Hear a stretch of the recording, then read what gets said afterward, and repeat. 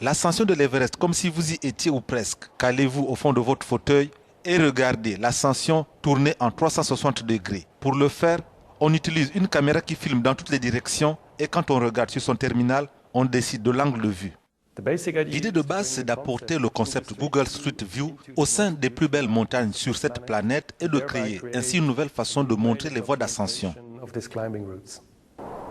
L'expérience de prise de vue omnidirectionnelle en montagne a déjà été faite notamment pour l'ascension du Mont Blanc, du Cervin ou de la face nord de l'Égère. Et le tournage n'est pas toujours une partie de plaisir. Si tout va bien avec le matériel, alors pas de problème. Mais si vous avez un problème, alors il devient un gros problème.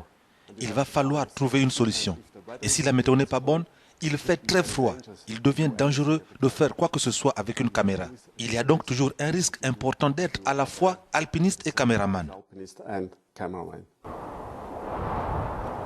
Le tournage sur l'Everest n'a pas été réalisé par des photographes professionnels, mais par 4 alpinistes et leurs Sherpas. Le système consistait ici à l'assemblage de 6 GoPro pour couvrir les 360 degrés. Parfois, on se retrouve avec de nombreuses crevasses entre le camp de base et le camp 2. Avec des blocs, des chutes de glace et parfois des avalanches ou des éboulements, sans parler de la haute altitude. Projet 360 degrés permet ainsi d'escalader une quarantaine de sommets dans le monde entier.